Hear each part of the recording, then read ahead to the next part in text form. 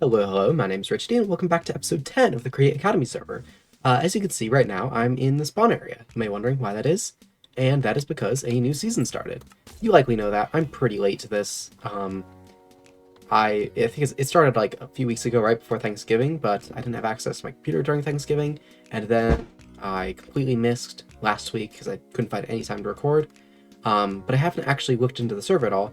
I just know that the end has released, so we can go into the end now. And then there will be a new item, a season item for this season. So let's see what it is. It's these prisms. Let's see how you craft those. So, first, you've got to take prismatic goo, which is 8 ender eyes mixed above a blaze burner with prismalite sheets, which you craft by taking water and prismalite shards and then pressing it on a prismalite shard. You get prismalite shards by blasting gloop slate and gloopulin slices, and prismalite gems, which are just the full version. And then these you get, I don't know. Well, I don't know how you automate the prismalite, but I guess we'll just have to see. Oh, I guess you get some prismalite shards back when you're vibrating the prismatic goo. Oh, and the vibrating table is fairly easy, except for this vibration mechanism, which, yeah, I could probably craft that. But anyway, what I wanted to do this episode was I wanted to actually go to the end and explore a bit. So if you play on the server, then you'll know you actually need one of these diving helmets to even go to the end, as there is no air in the end, and along with the copper back tank, will provide you with air. Between episodes, all I did was I enchanted my copper back tank using that enchanting shop, and I crafted this copper diving helmet, which is pretty easy. I might have also enchanted my sword or something, can't quite remember, but I didn't do all that much. I just was getting prepared for the end, and I think it's down here, so let's look. Yeah, it looks like it is. You can see here it's telling you need the back tank and the diving helmet. I think I have like 30 minutes with this back tank, so I guess I'll just hop right in and see what that gets me. Right, so yeah, as expected, looks like a lot of people have already been in here. Oh, and I've got like low gravity. Ooh, and there are some interesting new enemies here. This is an enderling. I think I got a mask of one of these guys from the ender event. So they disappear and deal damage. I guess they just go invisible, maybe, when you hit them? Yeah. Let's see if they drop anything. Spectral scrap and bones. So I guess what I'll want to do is just go to one of these portals. I guess I'll go to one that looks like it hasn't really been explored through yet, but I'm just going to use an ender pearl rather than building up there. So I think ideally I will be able to find a end city to get some shulker boxes. And honestly, I don't even know what else. Just kind of finding the stuff that is in the mod. I think this uses the unusual end mod. Let's look. Oh, yep, unusual end is the mod. There might be other mods here too, but I'm not actually sure. So this will be an experience. That did not work. Oh, okay, I guess it got through. And already this looks different than usual. I'm just going to use another ender pearl to get right over to the island. And I angered something. I don't know if there's anything I can really do to not anger the enderman. I guess just be careful. But hopefully that won't be much of a problem. I should probably grab some building blocks so that I don't anger them a ton. Or so that I can be a bit more safe when I anger them. So, oh, this is the, this looks like the gloop slate that I needed for the... Okay, endermite's not here. Oh, good thing endermen hate endermites. They also hate me. Anyway, as I was saying, looks like this is the gloop slate that I needed. I don't know exactly how it is that the endermite spawns, so I'm just gonna be careful. I'm gonna collect a lot of this stuff if I can. Looks like it doesn't break very quickly with any of the tools that I have, so... Yeah, I think I'm just gonna try and collect, like, a couple stacks of this stuff. What is that? I'm getting a lot of stuff from these. Well, let's see. So, in order to convert this into prismalite... wait. Something's not right. Oh wait, you can actually farm this stuff. So gloop slate will slowly turn endstone below it into gloopy endstone. And then gloop slate will slowly turn gloopy endstone above it into gloop slate. So I want to collect a ton of gloop slate and endstone. And then if I just create something like... If I just do something like this, then this middle block will slowly... If I'm always placing some endstone here, then this middle block will slowly turn into gloop slate. Let's look again though. How do we get this stuff? Okay, so it's not the gloop slate that I get the prismalite from. I guess it's an ore here. You find the prismatic gloop slate, then that you can finally turn into the prismalite shards. I'm not entirely sure how I meant to traverse this area without spawning a ton of endermites. However, I can traverse it in a pretty fun way by just bouncing on the gloop slate, or the bouncy gloop slate. But where is it that I find the prismalite? So, probably what I'm gonna have to do is dig around. It's probably spawns just like any other ore would. So I dug around for a bit and I did not find anything. So I'm gonna see if I can find any other way to get this prismalite. Still not sure, because it's specifically the prismatic... Oh wait, is that it over there? I guess it's... Oh, okay, so I don't know how I missed this. This is the prismatic gloop slate. It's kind of hard to say. Drops into... That one gave me 3 shards. With a silk touch pickaxe, interestingly enough. How much will it give me with a fortune one? Doesn't even give me any more with a fortune. Interesting. Ah, so I guess this is like... That's not the way you're meant to do it. Oh, but I have just realized those gloopulins, I assume that's meant to be like a melon. So, I assume I can get seeds for this plant, and then I can grow those, I can grow that as a crop. And then that is how I automate the prismalite shards. So let's see if I can find a gloop melon. Fortunately, this is a pretty small biome, so I don't know if I can actually find anything here. Oh wait, what's this? It looks like a dungeon filled with probably way too many endermites.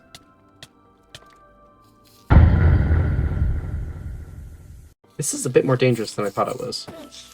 Now I don't have anything, so I'm gonna need to craft some... Oh shoot, I don't have even... Okay, I need to craft a whole new copper back tank and everything. So I'm gonna play this safe. I'm going to try and dig, like, safely around to get to my stuff, rather than jumping in and dying again. Because getting into a death loop here would not be great. Fortunately, the Endermen don't attack the ones that I would really like them to. Actually, chorus root might be a good way to get out of sticky situations, even though it could put me in a stickier one. Okay, so before I go down, I think I'm still going to try and go down here to see if I can find any of those gloop melons, but I definitely need to be more careful about it. Alright, so I did a quick look. There is more of the prismalite down there, but there's no melons. How long have I had these seeds? Well, that solves that problem. Alright, I think that's enough of the end for now. But also, I'm probably going to need to go back to the end, because I kind of have a feeling I don't have everything I need. I did find this music disc, though. That's pretty nice. So let's look at how I can actually plant these gloopulin seeds. I'll just keep calling them gloop melons. I don't know why that's such a hard word for me to say. So, I had a feeling. You do not plant them in farmland. How about gloop slate? Nope. Let me make some of that gloopy endstone, just to see if that's how you do it. This might take a little bit, though. Okay, so while I'm waiting for that, I decided to look over the recipe for the prism, and I'm thinking this might be a little bit easier in the overworld, especially since I'm going to want it to be running a lot. So I'm going to need an Ive Ender Farm in the overworld. The only problem, it's hard to automate blaze powder in the overworld. So I was looking through, and I'm thinking I might actually be able to use these bullet peppers, as you can cut them into blaze powder. So I'm gonna go see if I can plant these in the overworld, and then if I can cultivate them, then I'll use them. I don't know if you heard them in my last episode, or I can't remember if it was the last episode. I think it was. Um, but there was all this exploding. In fact, I think you just heard one now. Uh, and oh, sorry, I keep getting sidetracked. I can't believe I just got one. Can't seem to find them when I need them. Anyway, so those bullet peppers look like that, and they are the explosion sounds you may have heard while exploring the end. Okay, so they do explode when you harvest them, unless you harvest the cane. If you harvest the actual pepper on top, they explode. This powdered cannon, I think, can be used for bullet or building blocks. Oh, it can just be used like bamboo. Oh, and it can be made into gunpowder. That's interesting. Okay, so they explode when you touch them as well. Okay, I was not hoping to die in the nether today, but I guess things just can't always go as you plan. So, before I get to the bullet peppers, I've got this gloopy endstone. Let's see if this works to grow the gloop villains. It does not. Let me grab a hoe. That's not it either. So, question remains. How do I grow placed under gloop slate or gloopstone blocks? I really should have looked at that first. Okay, so it grows on the underside. Interesting. I'm gonna place 2 here for now. Let's see if it works with bone meal. Wait, no, there was another little tidbit it mentioned, isn't there? Grows faster at 120 blocks of altitude. Interesting. So you're telling me I'm gonna want, like, a base up in the sky for this thing. I need to go, what is that, 60, 50 blocks up in the sky? Let's do that, I never thought I'd make anything in the sky for the space, so I don't actually know what this is gonna look like. So I'm just gonna create, like, a tower for now.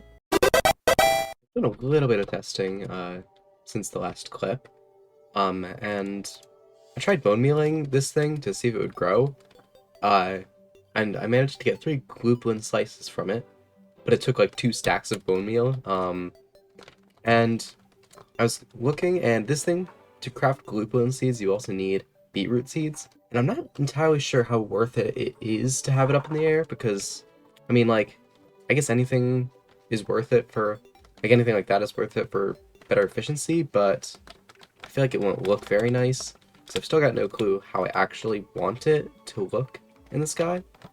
So I'm going to see how long that takes to grow a new gloopulin compared to this one. I completely grew that one and broke it all while this one was waiting, so I'm thinking this one is like way slower, so it might just be worth it to make something in the sky. I still need to figure out what, because anything I make is going to cast a shadow, and that's not going to be very nice, so I'll need to figure that out later. But anyway, I wanted to look at the bullet peppers really quick. I did a quick test, and they're just planted on netherrack. I assume they grow like bamboo or sugarcane. So I'm gonna need to find a place to actually grow these. I guess while I'm waiting for those things to grow to kind of see how long it takes, I guess I could try and figure out where I want to actually put this farm. If I don't want to do this in the nether, which I suppose I could do it in the nether, but then it wouldn't be running all the time, so I would need to specifically AFK there, and I don't even know if AFKing is really allowed on this server, so I don't think I want to do that. So I think I definitely want to build it in the overworld. I guess it would help if I made a flowchart. Okay, so I just spent all this time making a flowchart, talking through the process of making these, just to get an idea of what we need to do, and then realized that I had the recording paused, so let me run through it with you. So, at the back line, we've got Nuggets of Experience, Moss, Blaze or Bullet Peppers, and the Gloopulin. Starting with the Gloopulin, that's pretty easy. You just smelt it into the prismalite shards, which can be turned into the prismalite sheets, which is then turned into the goo. But the problem comes with the ender eyes. To get ender pearls, we need Nuggets of Experience and warped moss. The Nuggets of Experience are the problem here, as I'm not entirely sure how to get them easily without like a mob spawner. I could make a mob farm, but that might require me to like light up a ton of caves nearby, which sounds pretty annoying. And I don't entirely know how to do that very efficiently. But I guess if all else fails, I'll have to do that.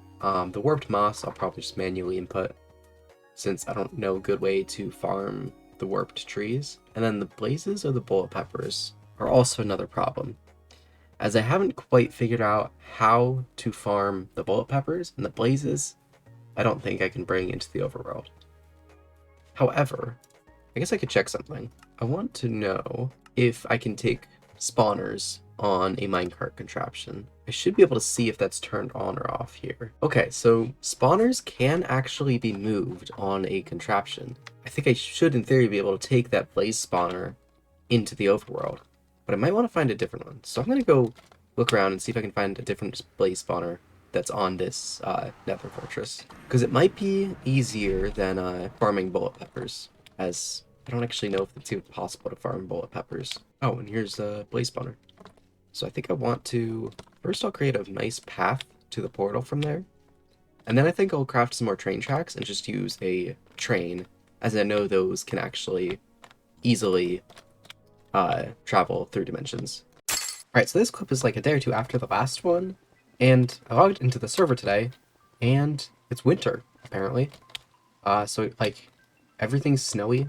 But anyway, I guess I'll get right to the next part. Wait, actually, okay, these nether warp blocks are snowy too. Does that mean the nether is frozen over? I'll check that out later. First of all, let's not get sidetracked. What I need right now is stuff for trains. So, I'm going to need some magma cream, just because I need some way to not, like, die. When I get the blaze spawner off of the minecart contraption to put it onto the train, blazes are going to start spawning. And, I mean, I think you all know what happened last time blazes were spawning. I'm just going to create some potions of fire resistance. Actually, I don't even need to use a brewing stand. I know a better way. So, the create mod actually has its own, way to brew. So, I'm just going to brew up some fire resistance using this really quick. It's pretty simple. You just throw in the ingredients as you would with regular brewing, except you want to, the blaze burner needs to be heated. So I'll just feed it all of these. And now, this is overstressed. Now, this is an awkward potion. I'll just throw in the magma cream, and it will change into a potion of fire resistance, and then just pop in the redstone to get, or to make it last longer. So I'll just fill all those bottles, and there we go. Anyway, where was I? What I need to craft right now is the train controls. I should still have a train station in here. I think I had one left over. Yep, and this should be more than enough train tracks. Have just remembered, I will also need obsidian to increase the size of the portal. I need more obsidian, but that's pretty easy. I can just get some magma blocks, which I don't really have any. I'll increase the size of the portal later. Now I just need the precision mechanism. I've already crafted a few of these. Pretty easy recipe. So I'll do that real quick. Right, now I should have everything, except for the obsidian, that I need to bring blaze spawner into the overworld. Now I'm curious, is the nether frozen over? Well, yeah, I guess so, but still lava, so it doesn't really make a lot of sense. It kind of looks like a cake. Anyway, let's do this thing. This looks weird now. Like, it looks like one of those old, like the, Minecraft, the mashup packs that had, like, the worlds and the texture packs and the skins in the old, console versions. I remember playing those when I was really young. So first things first, I just need to find some magma, which should be, it's pretty common here in the nether. Yep, there's some. Alright, so, this train should in theory be working. I've just gotta get the train tracks to make sure that it has somewhere to go once it gets into the overworld. Alright, so now I've got the blazes in the overworld. I'm just gonna leave them here for now, and I'll check how the gloop melons are doing. So this one down here is fully grown, and it looks like the one up there is probably fully grown as well. Oh, it's not even. Okay, so that takes more than half the time this takes, so I think that's fine enough for me. I guess I'll just estimate this, that's probably about 25% faster. Which is like, you know, pretty good, but I don't really need very fast, so because I'm gonna have a lot of these, so I'll just leave them as is, and I'm gonna see if I have any beetroot seeds so I can start crafting these things together. So now I've got to figure out how I want to build this farm. So I think I've decided I'm going to place it over here. I think I'll make it a multi-layered building, similar to what the chocolate factory is going to be, and then it's going to start at the top floor. It's probably where I'll have all of my gloop farming, and I can probably, I guess I should test it, but I can probably just harvest them with pistons. In terms of color palette for this building, I think I'll probably try and use woods, but I'm not sure what. I might like even use the nether wood for it, kind of to make it look a bit strange, but yet still kind of this, but still kind of fitting with the theme. Because most of these use like materials that would have been available in like, I don't know, Gold Rush age.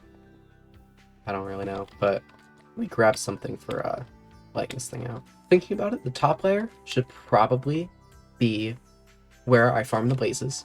15 by 15 is more than enough space for a blaze spawner, and then all the blazes will get gathered into one area where they'll be killed with a deployer that has a sword, and then on the floor where the blazes are being killed, I will also place the farm for the glupulins. Then all of the glupulins, once they're harvested, will be put down. Let me look at that spreadsheet again. I think 3 floors will be enough. Top floor, blaze farm. Second floor, glupulin farm. And then first floor is the actual, like, factory that'll create the items. So that way we can see the whole process outside of the farms. And I might want to actually make a new steam engine for this. First things first, actually. I need more gloop slate. This is not quite enough of it. So I'm gonna put all my stuff away and go brave the end again. Oh, right, something I forgot to mention. There's actually an event going on where players are asked to put sacks under the Christmas tree, which is... I don't actually know where it is, but I'll find it. I think I might do that. That'll hopefully be done next episode. I don't actually know what it is that I want to put in a sack yet. Chocolate would be ideal, but I haven't made the farm for it yet. So, I'll do some thinking about that. If you have any ideas, maybe leave them in the comments for this video, as this will probably be in the next video, and I usually don't start recording until after my videos are released. What I want to do is, I'm going to create a floor. It's going to be both the floor for the blaze farm and the ceiling for the gloop farm. I think I want to make the most use out of this platform as I can. So I think I will need 13 mechanical harvesters, and then I'll just use a minecart contraption. So it'll go across the whole way and then go back. I might just use dirt for the walnut for now. I'm building this. It's just occurred to me. This farm is like going to be a 1-season thing. Like, I'm really not going to need this farm after this season, but I'm thinking about it. I could just, I guess once this season is over, I'll probably keep this farm to some extent once the season is over, but I might I'll probably convert it to be just an ender pearl and blaze powder farm, because I can use the blaze powder to actually somewhat automate redstone, which would be really useful. Like, if I look at the recipe for it, you can see by filling cinder flour with a strength potion, you can actually create redstone, and strength potions are made with blaze powder. To give you guys a quick update, I've pretty much finished with the blaze farm part. On the inside, I've got all the belts in place, so when I'm ready to actually start the farm, I'll just break this minecart, break all the torches, and then all these belts will be running by then, so the blazes will be moved along the belts, pushed into this corner where they'll be killed by the deployer down there.